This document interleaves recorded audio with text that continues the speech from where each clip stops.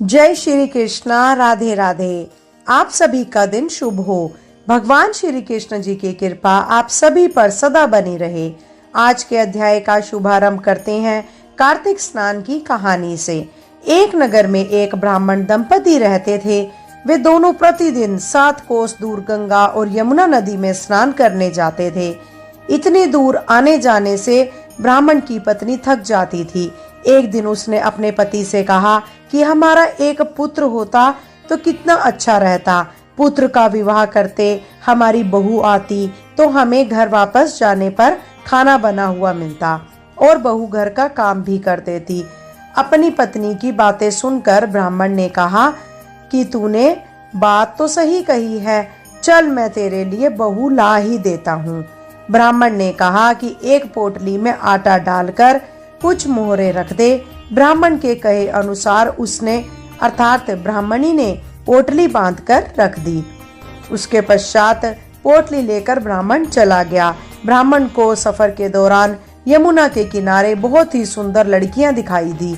वे रेत में घर बनाकर खेल रही थी। उनमें से एक लड़की ने कहा कि मैं आपका घर नहीं बिगाड़ूंगी, मुझे तो रहने के लिए ये घर चाहिए। लड़की की बात सुनकर ब्राह्मण मन ही मन सोचने लगा कि बहू बनने के लिए यही लड़की उचित है। जब वह लड़की जाने लगी तो ब्राह्मण भी उसके पीछे पीछे उसके घर तक चला गया। वहां जाकर ब्राह्मण ने उस लड़की से कहा, बेटी कार्तिक मास चल रहा है, इसीलिए मैं किसी के घर खाना नहीं खाता। मैं अपने साथ आटा लेकर आया हूँ। तुम अपनी माता से पूछो कि क्या वह मेरे लिए आटा छान कर 4 रोटी बना देंगी। यदि वह मेरा आटा छान कर रोटी बनाएंगी तो मैं रोटी खा लूंगा। लड़की ने जाकर अपनी माँ को ये सारी बात बतलाई। माँ ने कहा, ठीक है, जाकर ब्राह्मण देव से कह दो कि वह अपना आटा दे दे, मैं रोटी बना दूंगी। जब वह आटा छानने लगी तो आटे में से मोहरें निकली। वह सोचने लगी कि जिसके आटे में इतनी मोहरें हैं उसके घर में कितनी मोहरें होंगी। जब ब्राह्मण खाना खाने बैठा तो लड़की की माँ ने उस ब्राह्मण से पूछा, क्या आपका कोई लड़का है और क्या आप उस लड़के की सगाई करने जा रहे हो। यह सुनकर ब्राह्मण ने कहा कि मेरा बेटा तो काशी में पढ़ने गया हुआ है, लेकिन यदि तुम कहो तो खान खटोरे से विवाह करके तुम्हारी बेटी को अपने साथ ले जाऊं। लड़की की माँ ने कहा, ठीक है ब्राह्मण देव। इस पर लड़की की माँ ने लड़की की खान खटोरे से शादी करके ब्राह्मण के साथ भेज दिया।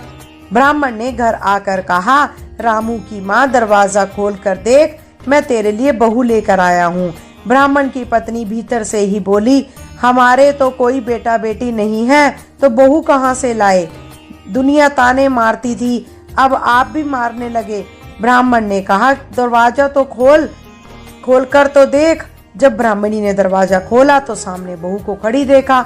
उसने बहू का स्वागत किया और आदर सत्कार से अंदर ले गई। अब जब ब्राह्मण अपनी पत्नी के साथ नदी स्नान करने जाता तो पीछे से बहू घर का सारा काम करके और खाना बनाकर रखती थी। वह उनके कपड़े धोती और रात को हाथ पैर भी दबाती थी। इस तरह बहुत दिन बीत गए। ब्राह्मणी ने अपनी बहू से कहा कि बहू, कभी भी चूल्हे की आग मत बुझने देना और मटके का पानी खत्म मत होने देना। परंतु एक दिन चूल्हे की आग बुझ गई। यह देखकर बहू घबरा गई और भागी भागी अपनी पड़ोसन के पास गई और कहा कि मेरे चूल्हे की आग बुझ गई है, मुझे थोड़ी आग चाहिए। मेरे सास ससुर सुबह 5 बजे से गए हुए हैं, वे थके हुए घर आएंगे, इसीलिए मुझे उनके लिए खाना बनाना है। यह सोचकर पड़ोसन ने कहा कि तू तो बावली है, तुझे यह दोनों मिलकर पागल बना रहे हैं। इनके कोई पुत्र नहीं है, ये निसंतान है। बहू ने कहा, नहीं ऐसा मत बोलो, इनका बेटा तो काशी में पढ़ने गया हुआ है। इस पर पड़ोसन ने कहा कि यह तुझे झूठ बोलकर लाए हैं, मेरी बेटी सच मान, इनके कोई बेटा नहीं है। अब बहू पड़ोसन की बातों में आ गई और कहने लगी कि अब आप ही बताओ मैं क्या करूं। पड़ोसन ने कहा कि करना क्या है, जब तुम्हारे सास ससुर आए तो जली हुई रोटी बना कर देना और बिना नमक की दाल बना कर देना। खीर की करछी दाल में और दाल की करछी खीर में डाल देना। पड़ोसन ने उसे अच्छे से सिखा पढ़ा दिया। फिर जब उसके सास ससुर घर आए तो उसने ना तो उनका आदर सत्कार किया और ना ही उनके कपड़े धोए। जब उसने सास ससुर को खाना दिया तो सास बोली, बहू आज यह रोटियां जली हुई क्यों हैं और दाल भी पकी नहीं है। तब बहू ने पलटकर कहा कि एक दिन ऐसा खाना खा लोगे तो कुछ बिगड़ नहीं जाएगा तुम्हारा। सास ससुर को खरी खोटी सुनाकर वह फिर से पड़ोसन के पास गई और बोली कि अब आगे क्या करना है। पड़ोसन ने कहा कि अब तुम सातों कोठों की चाबी मांग लेना। अगले दिन जब स्नान करने के लिए जाने लगे तो बहू अड़ गई और मुझे तो सातों कोठों की चाबी चाहिए। तब ससुर ने कहा कि इसे चाबी दे दो। तब सास ने बहू को चाबी दे दी। सास ससुर के जाने के बाद जब बहू ने दरवाजे खोले तो देखा कि किसी में अन्न भरा है, किसी में धन भरा है और किसी कोठे में बर्तन पड़े हैं। जब उसने सबसे ऊपर का 7वां कोठा खोला तो देखा कि शिव पार्वती, गणेश जी, लक्ष्मी माता जी और पीपल पथवारी, कार्तिक के ठाकुर, राई दामोदर, तुलसी जी का बिड़वा, गंगा यमुना और 33 कोटि देवी देवता विराजमान है। वहीं पर एक लड़का चंदन की चौकी पर बैठा माला जप रहा है। यह सब देखकर उसने लड़के से पूछा कि तुम कौन हो। तब लड़का बोला कि मैं तेरा पति हूँ, अभी दरवाजा बंद कर दे, जब मेरे माता पिता आएंगे तब दरवाजा खोलना। यह सब देखकर बहू बहुत खुश हुई और 16 श्रृंगार करके सुंदर वस्त्र पहनकर अपने सास ससुर का इंतजार करने लगी। उसने अपने सास ससुर के लिए अच्छे अच्छे पकवान बनाए। जब उसके सास ससुर घर पर आए तो उसने उनका आदर सत्कार किया और प्रेम पूर्वक खाना खिलाया और हाथ पैर दबाने लगी। पैर दबाते दबाते बहू ने कहा कि माँ, आप इतनी दूर गंगा यमुना स्नान करने के लिए जाती हो तो आप थक जाती हो, इसीलिए आप घर पर ही स्नान क्यों नहीं करती हो। यह सुनकर सास कहने लगी कि बेटी, गंगा यमुना घर पर तो नहीं बहती है। तब उसने कहा, हाँ माँ जी, बहती है, चलो मैं आपको दिखाती हूँ। जब बहू ने 7वां कोठा खोल कर दिखाया तो उसमें शिव जी, पार्वती, गणेश जी, लक्ष्मी जी, पीपल पतवारी, कार्तिक के ठाकुर, राई दामोदर, तुलसी जी का बिड़वा, गंगा यमुना बह रही है और 33 कोटि देवी देवता विराजमान है।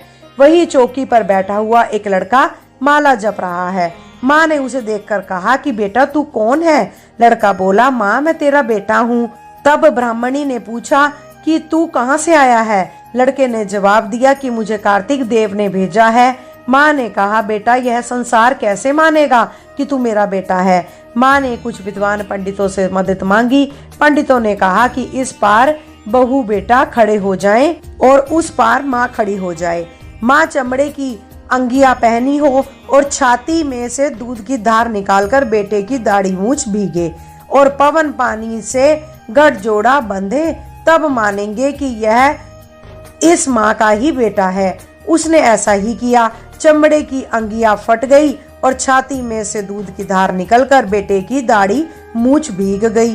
पवन पानी से बहू बेटे का गठजोड़ा बंध गया।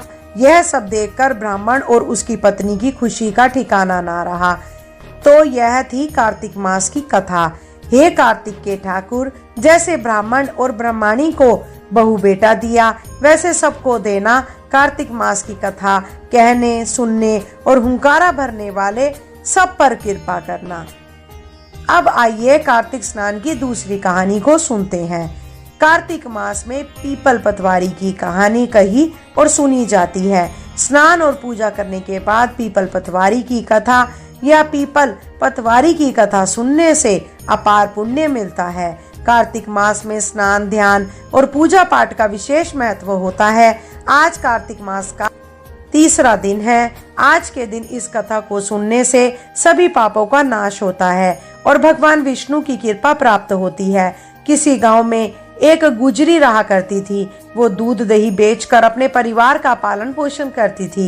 एक दिन उसने अपनी बहू को बुलाकर कहा कि बहू, जा, आज तू यह दूध दही बेच कर आ। बहू दूध दही बेचने गई तो रास्ते में उसने देखा कि कार्तिक मास में औरतें पीपल सींचने आई हुई हैं। वह उन्हें देखकर बैठ गई और औरतों से पूछने लगी कि तुम यह क्या कर रही हो। औरतों ने कहा कि हम पीपल महादेव की पतवारी सींच रहे हैं। बहू ने फिर पूछा कि अच्छा, ऐसा करने से क्या होता है। तब औरतों ने बतलाया कि ऐसा करने से अन्न धन की प्राप्ति होती है। अगर किसी का पति वर्षों से बिछड़ा हुआ है तब वह मिल जाता है। औरतों की सारी बातें सुनकर वह गुजरी की बहू बोली कि तुम तो पानी से सींच रही हो, मैं तो दूध दही से सींचूंगी। अब गुजरी की बहू हर रोज आती और सारा दूध दही से पीपल की पतवारी को सींच जाती। उसकी सास उससे वापस लौटने पर हर रोज पैसे के बारे में पूछती तो वह कह देती कि माँ जी, कार्तिक का महीना खत्म होने दो, तब मैं सारे पैसे लाकर दूंगी। कार्तिक का महीना पूरा होने पर पूर्णिमा आ गई। तब वह गुजरी की बहू पीपल की पतवारी के पास धरना देकर बैठ गई। पीपल ने उससे पूछा कि तू यहाँ क्यों पड़ी हुई है। गुजरी की बहू बोली कि मेरी सास दूध दही के पैसे आज मांगने वाली है, लेकिन मैंने तो पूरे महीने पीपल के पेड़ को दूध और दही से सींचा है, अब मुझे पैसा चाहिए। पीपल ने कहा, मेरे पास पैसा नहीं है, यह भाटे, डंडे, पत्ते और पान पड़े हैं, यह सब ले जा और गुल्लक में ले जाकर रख देना। बहू घर पहुंची। घर जाने पर सास ने पूछा कि बहू बता, पैसे लाई है? बहू कहने लगी, माँ जी लाई हूँ और मैंने गुल्लक में रख भी दिए हैं। सास ने गुल्लक खोलकर देखा तो उसकी आंखें खुली की खुली रह गई। गुल्लक में से हीरे मोती जगमगा रहे थे। सारे सूखे पत्ते धन में बदल गए थे, जिन्हें देखकर सास कहने लगी, अरे बहू, इतना धन कहाँ से लाई है? बहू सीधी सादी थी। उसने अपनी सास को सारी बातें सच सच बता दी कि उसने तो दूध दही से पीपल की पतवारी सींच दी थी और पैसे मांगने पर पीपल ने पत्ते, डंडे और भाटे दे दिए थे और वह गुल्लक में रखने से हीरे मोती बन गए। अब बहू की बात सुनकर सास बोली कि बहू, तब तो मैं भी पीपल की पतवारी सींचने जाऊंगी। अब सास दूध दही तो बेच आती, उसके बाद दूध दही की हांडी धोकर पीपल की पतवारी में रख आती थी। घर आकर वह अपनी बहू से कहती कि बहू चल, तू मुझसे पैसे मांग। बहू कहती कि माँ जी, कभी बहू भी सास से पैसे मांगती है क्या? फिर सास के बार बार कहने पर भी आखिरकार बहू ने सास को पैसे लाने के लिए कहा तो वह अर्थात सास एक दिन पीपल के पास धरना देकर बैठ गई। पीपल ने सास को भाटे, पत्ते, डंडे और पान दे दिए और सास ने आकर घर में गुल्लक में वह सब लाकर रख दिए। सास के कहने पर बहू ने गुल्लक फोड़ कर देखी तो उसमें कीड़े मकोड़े चल रहे थे। बहू ने सास से पूछा कि माँ जी, यह सब क्या है? सास कीड़ों को देखकर बोली कि पीपल पतवारी ने तुझे धन दिया, लेकिन मुझे कीड़े क्यों दिए? इस पर सभी औरतें बोली कि तुम्हारी बहू ने सब कुछ सच्चे मन से किया था, लेकिन तुमने धन के लालच में आकर यह सब किया। इसीलिए हाथ जोड़कर इस कथा के अंत में कहना चाहिए कि हे पतवारी माता, जैसे आपने बहू को दिया वैसे ही अपने भक्तों को देना। इस कथा को कहते, सुनते और हुंकारा भरते सभी भक्तों को देना। अब सुनिए कार्तिक मास महात्म्य में आगे का अध्याय। सत्यभामा ने कहा, हे प्रभु, आप तो सभी काल में व्यापक हैं और सभी काल आपके आगे एक समान है, फिर यह कार्तिक मास ही सभी मासों में श्रेष्ठ क्यों है? आप सब तिथियों में एकादशी और सभी मासों में कार्तिक मास को ही अपना प्रिय क्यों कहते हैं? इसका कारण बतलाइए। भगवान श्री कृष्ण ने कहा कि हे भामिनी, तुमने बहुत अच्छा प्रश्न किया है, मैं तुम्हें इसका उत्तर देता हूँ, ध्यान पूर्वक सुनो। इसी प्रकार एक बार महाराज बेन के पुत्र राजा पृथु ने प्रश्न के उत्तर में देवर्षि नारद से प्रश्न किया था और जिसका उत्तर देते हुए नारद जी ने उसे कार्तिक मास की महिमा बताते हुए कहा, हे राजन, एक समय शंख नाम का एक राक्षस बहुत बलवान एवं अत्याचारी हो गया था। उसके अत्याचारों से तीनों लोकों में त्राही त्राही मच गई। उस शंखसूर ने स्वर्ग में निवास करने वाले देवताओं पर विजय प्राप्त कर इंद्रिय देवता और लोकपालों के अधिकारों को छीन लिया। उससे भयभीत होकर समस्त देवता अपने परिवार के सदस्यों के साथ समेरु पर्वत की गुफाओं में बहुत दिनों तक छिपे रहे। तत्पश्चात वे निश्चिंत होकर सुमेरु पर्वत की गुफा में ही रहने लगे। उधर जब शंखासुर को इस बात का पता चला कि देवता आनंद पूर्वक सुमेरु पर्वत की गुफाओं में निवास कर रहे हैं, तो उसने सोचा कि ऐसी कोई दिव्य शक्ति अवश्य है जिसके प्रभाव से अधिकारहीन यह देवता अभी भी बलवान है। सोचते सोचते वह इस निर्णय पर पहुंचा कि वेद मंत्रों के बल के कारण ही देवता बलवान हो रहे हैं। यदि इनसे वेद छीन लिए जाए तो वे बलहीन हो जाएंगे। ऐसा विचार कर शंखासुर ब्रह्मा जी के सत्यलोक में शीघ्र ही वेदों को हर लाया। उसके द्वारा ले जाए जाते हुए भय से उसके चुंगल से निकलकर भागे और जल में समा गए। शंकासुर ने वेद मंत्रों और बीज मंत्रों को ढूंढते हुए सागर में प्रवेश किया, परंतु ना तो उसको वेद मंत्र मिले और न ही बीज मंत्र। जब शंकासुर सागर से निराश होकर वापस लौटा तो उस समय ब्रह्मा जी पूजा की सामग्री लेकर सभी देवताओं के साथ भगवान विष्णु की शरण में पहुंचे और भगवान को गहरी निंद्रा में जगाने के लिए गाने बजाने लगे और धूप गंध आदि से बारंबार उनका पूजन करने लगे।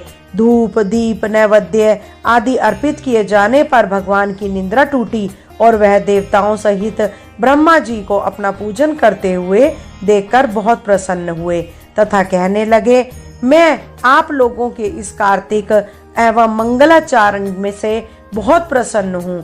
आप अपना अभीष्ट वरदान मांगिए, मैं अवश्य प्रदान करूँगा।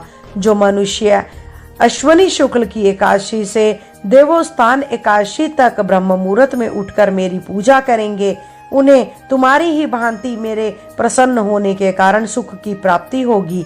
आप लोग जो पाद्य अधर्य आचमन और जल आदि सामग्री मेरे लिए लाए हैं, वे अनंत गुणों वाली होकर आपका कल्याण करेगी। शंकासुर द्वारा हारे गए संपूर्ण वेद जल में स्थित हैं।